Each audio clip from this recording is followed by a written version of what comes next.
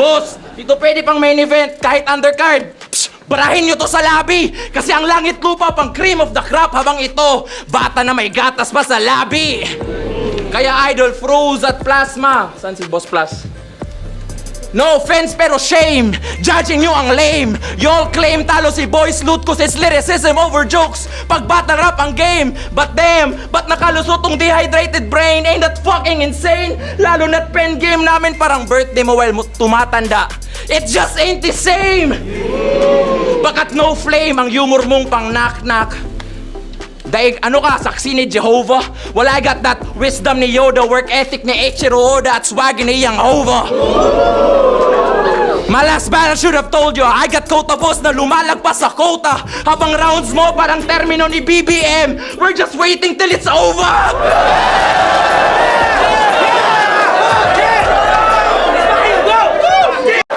1-2-1-2 tapos rhyme scheme, ganyan siya bibira. Isa boxing merong timing, feints, etc. Diba? Like kung usapang footwork, dapat Sanji. Kung IQ Nami, depensa fourth gear, tankman haki. Accuracy, Yusuf palagi yan sa battle. Kasi ang punch is just one piece of the puzzle. Gaya ng 4 lamang yung perata. Pero safe naman yun. Huwag nyo nang hanapin yung Zoro, on the way pa lang yun.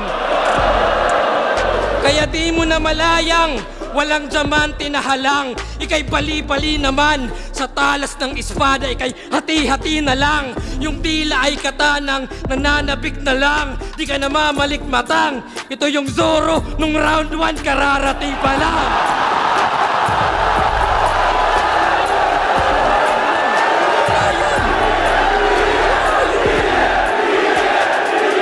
Sa latest chapter ng Isabuhay, ako yung Book of Revelations. With pure rage, the room shakes, nuclear devastation. Yung dating 2 days, naging full range na doomsday preparation. Yeah.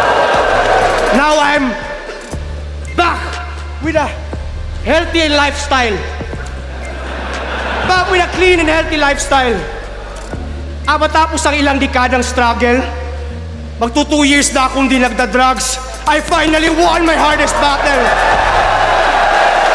Kaya, kung known drug addict, naging sober kahit sobrang hirap man at hassle, but no more habits sa mocha sandwich na lang crackers itong Hansel. Kaya kung di nyo napansin mula kalina, ilang linya na naging partida.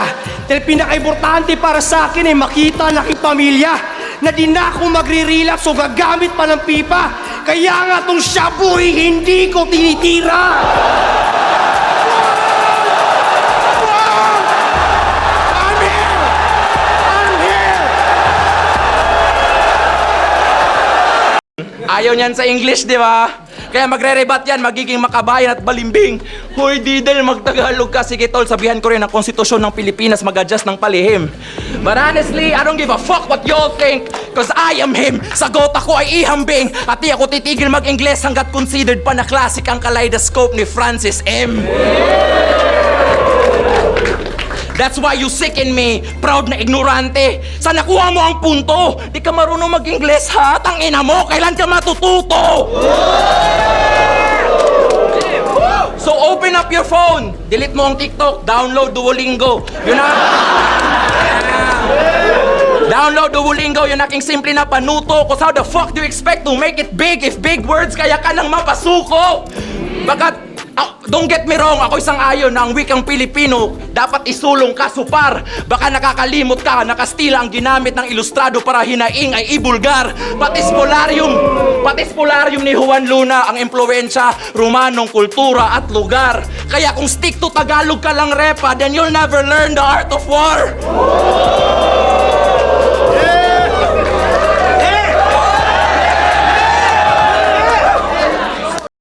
Hurado ako nung finals nyo. Tingin mo ba ang bobo ko? Nakakatawang isipin na ikaw binoto ko. Sino ba unang banat?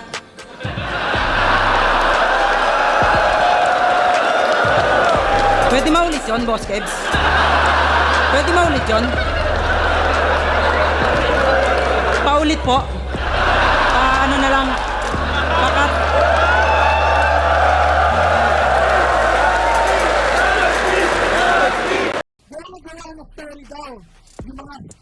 binanggit ko kay Tino. Pero ang daming ebidensya. Kasama pa nga yung batisismo.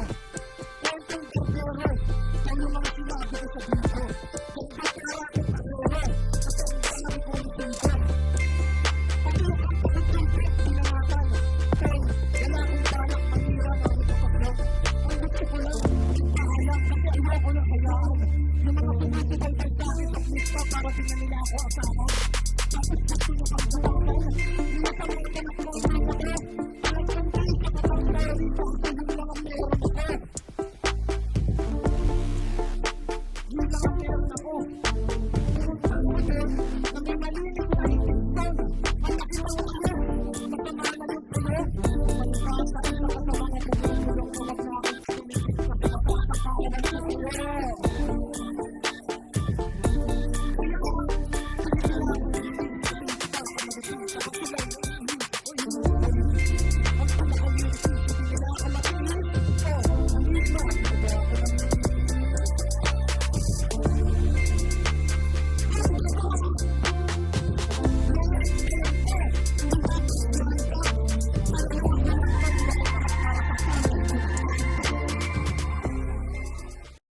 Para sa mga maagang nabawian ng buhay at sa pagpatak ng mga luha. Para sa kanya, masagana ang pamumuno sa dami ba namang naging pataba sa lupa. May mga batang inosenteng nadamay, teacher ka. May nawalan ng anak, kapatid at pamangkin. Loyalty mo wala sa bayan, putang ina mo si Plaridel ka pa man din.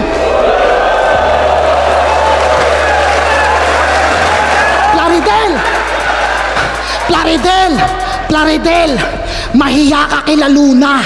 Hanggang ngayon, ikay birheng naniniwala sa pag-ibig ng isang puta. Sumusunod ng walang tanong kung susumahin ay alipin na to. Nakasuporta sa mga taong dahilan kung ba't sa sariling bayan ay para pa rin bilanggo. Na para sila makalanghap na sariwang hangin, tayo ang naghihingalo. Nakayuko na ako sa sobrang papa ng tingin ko sa'yo.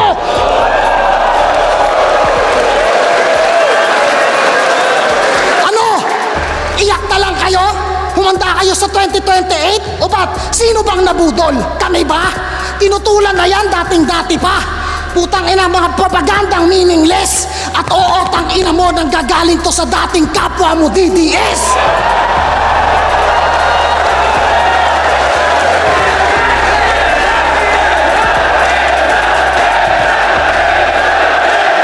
Ano sinasabi niyong magpadrama ako sa flip at alid? Sabi niyo lang kakatulong ng mention. Bakit naman ako magpadrama doon? Ako naman ako straight up na nag-iserman. Si Clement ang nag-iserman. Inis ang tako ng blue. Kasi nakakita ko pagyak kasi siya ako pumayang nagpa-iserman. Kaya lang ang pinaka ko kakatay na mukha. Kaya mga iserman ang inagin ko na mukha. Sinetro ng mga wasya. Hindi naman sa kanya naginubo. Kaya ko lang anak sa labas. Sabi ng Pangulo. Ngayon ko muli namin sa ito ay para kang tatay na hinugot sa ating sinuuot. Ano ka mataas ko sa view? Namatagal ko ng pinupin. Nangayang Gordon sa mga malawa. Nagpinabukuhan ko ang hinugot. Ngayong pala, ano ko magluta na yan? Kaya hindi na nakapagtataka kung ba't sinasabihan ka ng mga tao na puro ka lang patawa. Kaya yung pupusta sa'yo kung hindi ubod ng tanga ay may toyo lang talaga.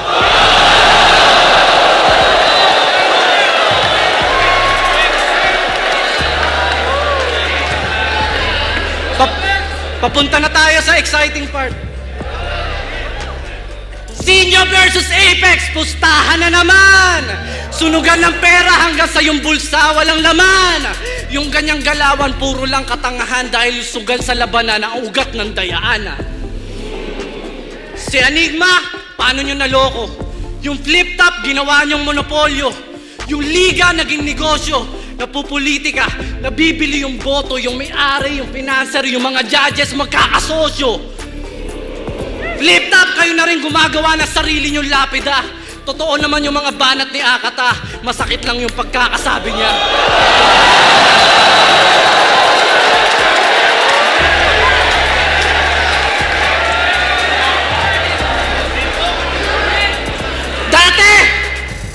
Sorry na kaagad. Dati, yung flip top, puro lang tunay. Yung hinahanap, puro lang husay. Ngayon, parang iba na yung kulay. Wala nang paki si Arik sa kultura kasi meron na siyang anak na binubuhay. Kung sino pa yung mga pumupusta, sila rin yung mga huradong humuhusga. Kaya yung mga magagaling dito sa flip top, nauubos na. Ah! Baka sabihin nyo, si Sinyo, di ko tinira. Natural!